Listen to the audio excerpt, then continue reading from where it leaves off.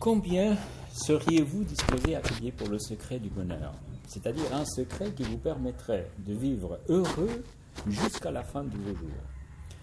Seriez-vous disposé à payer 1000 dollars, 10 000 dollars, 1 million de dollars?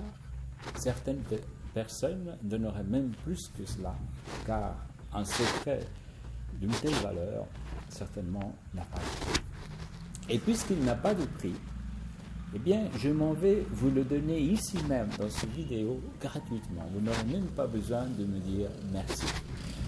Mais, avant de mettre un secret d'une telle valeur entre vos mains, je dois vous prévenir d'un danger très grave. C'est le danger que vous le méprisiez. Et que vous pensiez, non, ça ne va pas marcher. Et alors, pour vous, ça ne marchera pas parce que vous n'allez pas le mettre en pratique. Et pour démontrer la grandeur de ce danger, je m'en vais vous raconter une expérience réelle de ce qui est arrivé au chef de l'armée de Syrie. Alors, le chef de l'armée de Syrie s'appelait Naaman. Il était lépreux. Et il a entendu dire qu'en Israël, il y avait un prophète qui serait capable de le guérir de sa lèpre.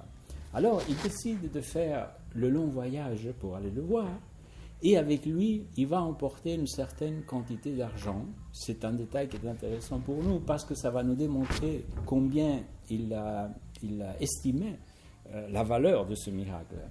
Alors, combien d'argent il prend avec lui?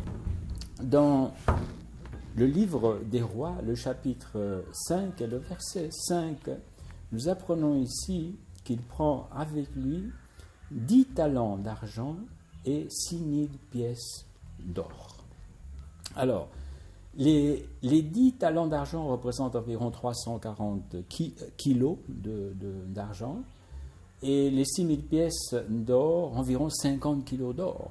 On pourrait calculer leur valeur aujourd'hui, mais ça ne nous servirait pas à grand-chose. Le mieux, c'est de déterminer la valeur qu'ils avaient à l'époque, n'est-ce pas? Eh bien, cette quantité d'or et d'argent, à ce moment-là, avait une valeur de 300, environ, n'est-ce pas, de 380 années de salaire d'un travailleur. Okay? C'est-à-dire, vous multipliez votre salaire d'une année par 380 et vous aurez la quantité que Naaman a décidé de prendre avec lui. Moi, j'ai fait le calcul avec un salaire mensuel de 1000 dollars, ce qui est un salaire petit, n'est-ce pas? Et cela nous donnerait la somme astronomique de 4,5 millions de dollars. Voilà la quantité d'argent que Naaman était disposé à payer pour sa guérison. Alors voilà, Naaman fait le long voyage et finalement il arrive devant la maison du prophète. Il s'arrête devant, c'est le prophète Élisée, il s'arrête devant sa maison et puis Élisée, qui était un vrai prophète de Dieu, n'est-ce pas, discerne que c'est une personne orgueilleuse. Alors, il ne sort pas vers lui. Il lui envoie un messager qui lui dit « Tu dois descendre au fleuve le Jourdain et tu dois te baigner 7 fois et alors tu seras guéri. » Quelle est la réaction de Naaman? Alors, Naaman, face à cette directive que vous pouvez lire si vous le désirez, toujours dans le 2e livre de Rois, le chapitre 5, les versets 11 et 12. Naaman se fâche et il se dit, mais je m'attendais à qu'il sorte vers moi, qu'il passe sa main sur la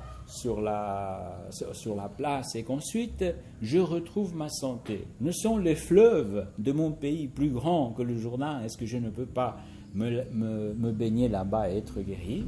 Et il s'en va furieux, n'est-ce pas? Alors, vous vous rendez compte, Naaman était disposé à faire ce long voyage, à payer 4,5 millions de dollars, et maintenant qu'il a la solution entre ses mains, gratuitement, il la méprise et il s'en va. Et pourquoi il la méprise? Simplement à cause d'une idée erronée qu'il avait dans son esprit. Et la même chose pourrait vous arriver avec le secret du bonheur. que vous le méprisiez. C'est ce qui arrive à la plupart des personnes. Mais de toute façon, je m'en vais vous le donner maintenant même. Êtes-vous prêts? Eh bien, le secret du bonheur se trouve dans votre Bible, dans Matthieu, le chapitre 5, le verset 3. Ici, vous pourrez lire « Heureux ceux qui sont conscients de leurs besoins spirituels ». Parole simple, n'est-ce pas? Mais n'ayez pas peur, les grandes vérités, les vérités profondes s'expriment avec des paroles simples. C'est le mensonge qui a besoin de paroles compliquées pour qu'on ne le comprenne pas. Bien. Alors, heureux ceux qui sont conscients de leurs besoins spirituels. Qu'est-ce que cela signifie? Alors, pour commencer, ces mots nous transmettent une vérité fondamentale. C'est que nous avons des besoins spirituels. Nous avons des besoins physiques, nous devons manger, nous devons boire, nous devons dormir. Nous avons des besoins spirituels. Et la plupart des personnes ne sont pas conscientes de cela. C'est pour ça que le verset dit « Heureux ceux qui sont conscients de leurs besoins spirituels ». Saviez-vous que vous avez des besoins spirituels? Vous ne le savez pas? Dans ce cas, nous sommes dans la bonne voie. Bien. Mais ce qui nous intéresse maintenant, en quoi consiste ce besoin spirituel? Eh bien, pour l'illustrer, Dieu nous a fait avec une place spéciale dans notre cœur pour nos parents, n'est-ce pas? Nous avons une place particulière dans nos parents, et ils occupent une place ici très particulière, et nous avons le besoin d'avoir une bonne relation avec nos parents. Imaginez-vous que quelqu'un ne sait pas qui sont ses parents. Il va sentir un vide, n'est-ce pas?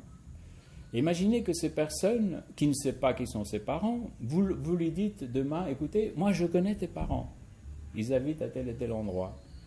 Eh bien, vous pourrez être sûr que cette personne va essayer d'aller les trouver, et plein d'espoir, l'espoir d'établir une excellente relation avec ses parents qu'il ne connaît pas, n'est-ce pas? Pourquoi? Parce que nous avons un besoin d'avoir une bonne relation avec nos parents. Alors, de la même manière, Dieu nous a créés avec une place très spéciale dans notre cœur pour lui. Et nous avons le besoin d'avoir une bonne relation avec lui. Si quelqu'un ne sait pas cela, eh bien, il va chercher à combler ce vide avec des autres choses, avec la richesse, n'est-ce pas? Généralement la richesse, la célébrité, etc. La richesse, l'argent, le tout-puissant argent.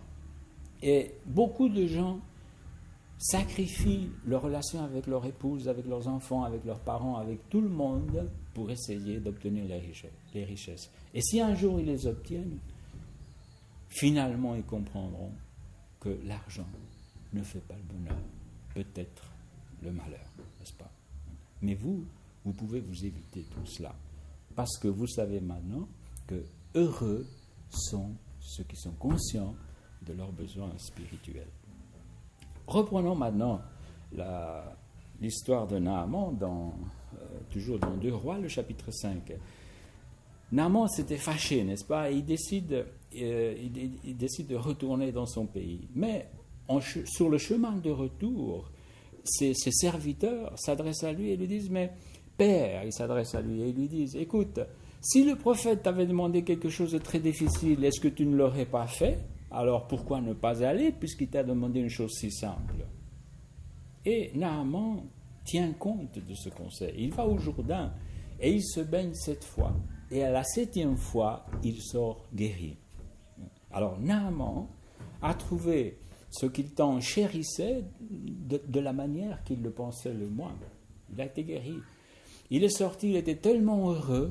Il retourne maintenant sur ses pas. Il va retrouver le prophète Élisée. Il le remercie de ce miracle que son Dieu a fait. Et il veut lui donner l'argent qu'il a apporté. Élisée n'accepte pas. Naaman insiste beaucoup, mais Élisée n'accepte pas. Pourquoi est-ce qu'il n'accepte pas Élisée? Élisée connaissait le secret du bonheur.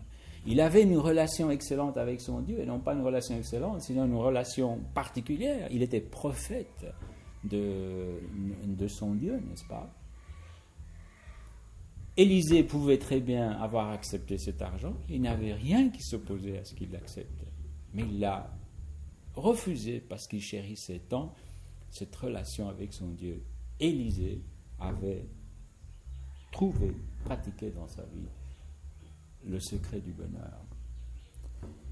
Et Naaman l'a trouvé aussi, n'est-ce pas? Parce qu'à partir de ce moment-là, Naaman devient adorateur du vrai Dieu. Et la même chose, je peux vous souhaiter à vous-même, que vous trouviez le secret du bonheur et que vous réussissiez à établir une relation profonde avec votre Dieu. Vous découvrirez un bonheur que vous n'avez jamais connu. Voulez-vous commencer tout de suite? Alors, il faut bien commencer par quelque part, mais un bon endroit serait Matthieu, chapitre 5, chapitre 6 et chapitre 7. C'est le sermon sur la montagne. Et là, vous trouverez par Jésus, de sa propre bouche, les meilleurs conseils de ce que vous pouvez mettre en pratique pour commencer à établir une excellente relation avec votre Dieu. Donc, je vous souhaite le plus grand des succès.